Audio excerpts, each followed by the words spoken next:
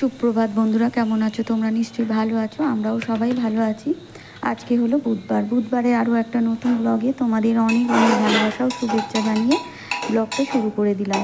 সকাল সকাল মানে রুটি তরকারি আমার হয়ে গেছে, পটল আলুর তরকারি আর রুটি করেছিলাম, তোমার দাদাভাইকে দিয়ে দিয়েছি, সেটা নিয়ে বেরিয়েও গেছে। আর এখন কিন্তু বাবু আজকে স্কুল যাবে না আমার, সেটা একদম খেয়াল নেই, তাই চালটার সমস্ত কিন্তু বেশি ভেজানো হয়ে গেছে। ও যেহেতু দুবার মানে ভাত খায়, সেইভাবেই চালও নেওয়া হয়ে গেছে। আর রান্নাটা বসিয়েও দিয়েছি। আর তারপর ও রাত্রে একবার শোবার সময় বলেছিল, তারপর আমার আর খেয়াল নেই।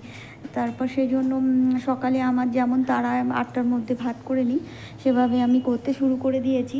আর যখন প্রায় 7টা বাজে মানে তোমার দাদাভাই বেরোবে আর কি, তখন ও আর কি বলছে যে ও আর কি যে দাদা আর কি গাড়িতে যায়, সে দাদাকে ফোন করে বারণ করে দিতে যাচ্ছে। তখনই আমার খেয়াল করেছে যে রাত্রিবেলা ও একবার বলেছিল, আমার আর খেয়াল নেই। তো ভাবছি রান্নাটা যখন হয়ে যাচ্ছে হয়েই যাক, কারণ এটা তো ভাদ্র মাসে তো বসে থাকার জন্য, তো রান্নাটা তো সকাল সকাল করে রাখলে অন্যান্য কাজগুলো করে নিতে সুবিধাই হবে। তাই সেই ভেবে আর রান্নাটা বন্ধ করলাম না, একেবারে রান্নাটা করেই নিচ্ছি। কারণ রান্না হচ্ছে একটা বড় কাজ, রান্নাটা না করে রাখলে না কোনো কাজ করতে গিয়ে মানে মনটা একটা অশান্ত হয় যে কখন রান্নাটা আবার করব। এই জন্য আর রান্না করে রেখে দিলে আমি নিশ্চিন্ত হয়ে থাকবো। আর এখন যেহেতু পুজো করতে পারবো না, তো যে কোনো কাজে একটু দেরি হলেও 1টা 1:30 বেজে গেলে কোনো অসুবিধা হবে না। তো সেই হিসাবে আমি ভাবলাম যে রান্নাটা করেই ফেলি। তো আজকে ভাঙর মাছের ঝোল করলাম। দেখো, ওই ঝোল ঠিক ঝাল বলতে পারো, পেঁয়াজ আলু টমেটো দিয়ে ঝাল করলাম।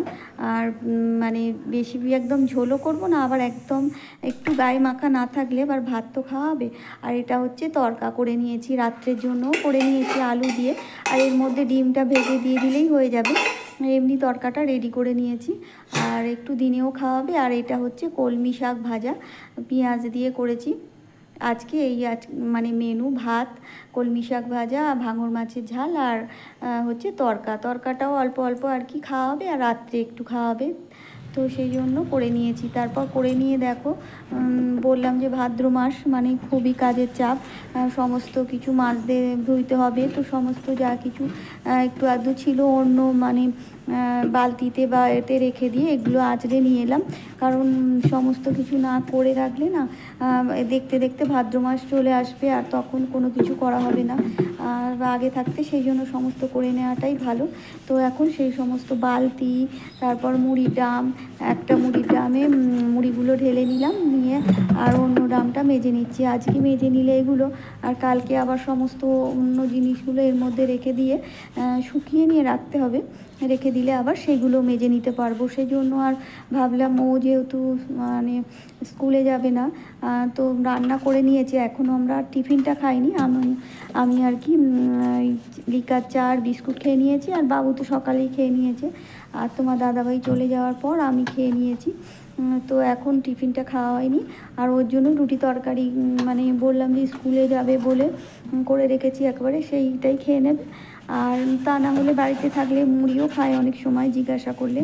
তো আজকে যেহেতু রুটিটা ওর জন্য করে ফেলেছি, ও খেয়ে নেবে এখন। আর আমি তো মুড়ি খাই জানো। তো সমস্ত এখন বাসনগুলো আসলে মাজতে চলে এসেছি, আর একা হাতে সমস্ত করতে গেলে না অনেকটাই সময় লাগে। আর মানে প্রচুর এই যে সমস্ত জিনিসে আর কি আমাদের চাল তারপরে ঢেলে রাখি বস্তা থেকে, তারপরে ময়দা আটা সমস্ত থাকে না, সেইগুলো আর কি এমনি সময় তো মাজা হচ্ছে, কিন্তু এই ভাদ্র মাসের মধ্যে সমস্ত কিছু মানে এই 1 মাসের মধ্যে সমস্ত আর কি পরিষ্কার করে নিতে হয়। এটা একটা নিয়ম, তাই সেই জন্য নিয়মটার মানে বেনিয়ম করে লাভ নেই। তো সেই জন্য আমি প্রতি বছরই প্রথম দিক থেকেই সমস্ত কিছু শুরু করে দিই। আর ঘর একটা ঝাড়া হয়ে গেছে, আর একটা ঘর বাকি, বারান্দাটা বাকি। আর আজকে ভাবছিলাম যে বাইরে বারান্দাটা মানে করে নেব, কিন্তু মাঝে মাঝে আকাশের এমন ওয়েদার হচ্ছে যে যদি বৃষ্টি এসে যায়। আর সত্যি এগুলো মাজা ধোয়ার করার পর আমরা টিফিনটা খেয়ে নিয়েছিলাম। টিফিন খেয়ে নিয়ে ভেবেছিলাম যে ওই বাইরে যেখানে সাইকেল বাইক থাকে, বাইরে বারান্দা যেখানে গাছ আছে, তো ওখানে তো আর ছোট বারান্দা, আর ভিতরে ওই যে শোকেস মতো করা আছে, ওগুলো আমি বের করে সমস্ত কিছু মুছে মুছে ঝেড়ে নেব আর পরিষ্কার করে নেব গ্রিলগুলো। তো ওখানে আর তোমার দাদাভাই না থাকলেও হবে, আর আমি একাই করে নিতে পারবো। একটু হয়তো দেরি হবে, কিন্তু যেহেতু পুজো নেই তো সুবিধা হতো। তো কিন্তু কি করব, এত বৃষ্টি এসে গেল। আর যে বৃষ্টির জন্য, কারণ ওপরটাই তুলে তুলে রেখে দিই সমস্ত কিছু, আর নিচের ওই আলমারি মতো যে বক্স করা আছে সেগুলো আর কি ঝেড়ে মুছে নিই। তো কিন্তু কোথায় রাখবো অত জিনিস, তো ঘরের মধ্যে নিয়ে এলে আবার ঘর নোংরা হয়ে যাবে, সেই জন্য আর আজকে আর করা হলো না। তো এই বালতিগুলো মাজা দেওয়ার পর মানে ওগুলো আর কি তোমার দাদাভাইও তাই বলে গিয়েছিলো যে আজকে তুমি পারো যদি এইটা করে রেখে দাও তাহলে সুবিধা হবে। আর যেহেতু পুজো নেই তাহলে একটু দেরি হলে অসুবিধা নেই। পুজো না থাকলে এমনি তো সকালে জামা কাপড় ছাড়া থাকে, আর ভাত টাত মানে খেয়ে নেওয়াও যাবে, তো সেই জন্য অসুবিধা হতো না।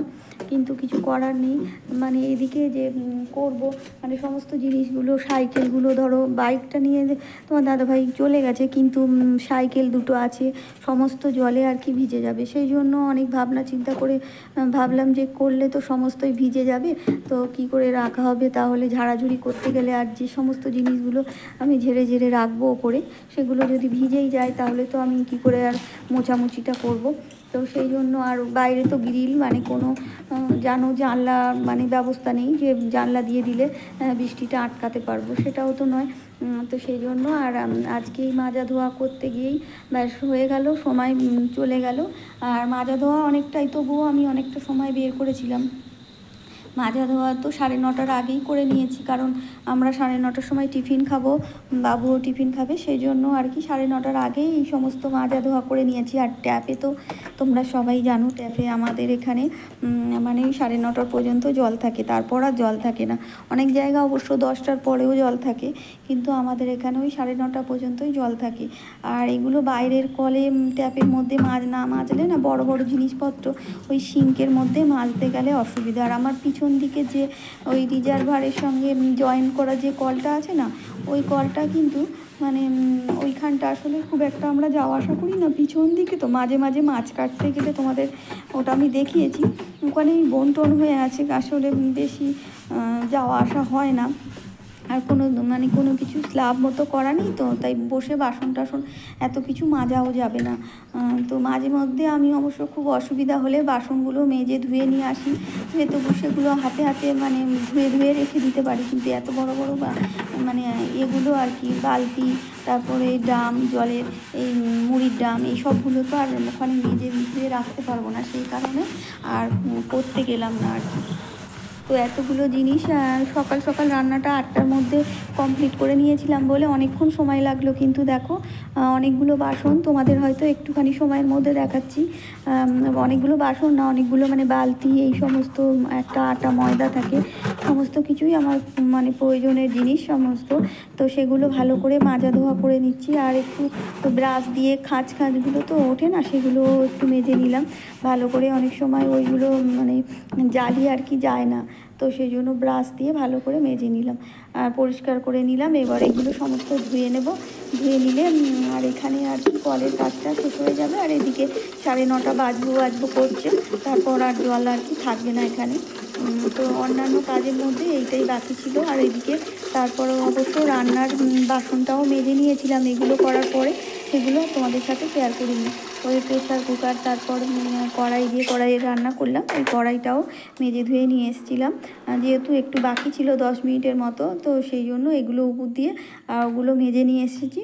তারপর আমরা খাওয়া দাওয়া সেরে নিয়েছি, খাওয়া দাওয়া সেরে নিয়ে তারপর কিন্তু আমি একটু ভাবলাম যে অন্য কাজ যখন করতে পারবো না, আর অনেকগুলো মানে অর্ডিনারি প্যান্ট না, ওই টকেটগুলো একটু গেঞ্জির প্যান্ট তো সেলাই খুলে যায়, তো ছিঁড়ে যায়নি, সেলাই খুলে গেছে, তো সেগুলো একটু মেশিনে ধরে দিলাম।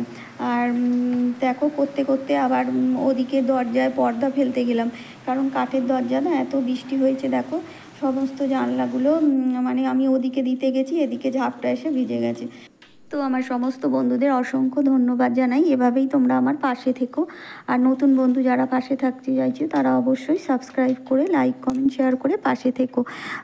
আর পুরনো বন্ধুদের সহযোগিতা ছাড়া কিন্তু আমি একটু এগোতে পারবো না। তো আগামী দিন নতুন কোনো ভিডিও নিয়ে চলে আসবো। আর বাকি প্যান্টটাও আমি শেষ করে নিলাম, এটা হয়ে গেলেই হয়ে যাবে। আর আমি বেশিক্ষণ কলেও কাজ করতে পারি না, আমার ঘাড়ে যন্ত্রণা করে। তো দুপুরবেলা একটু খাওয়া দাওয়া সেরে ফল কেটে নিলাম, বাবুকে বাবুর মতো দিয়ে এসেছি, এখন আমরা দুজনে খাবো। এটা হলো সন্ধ্যের চা, বাবুকে দিয়ে দিয়েছি, আমরা খেয়ে নেব। তো আগামী দিন দেখা হবে, টাটা।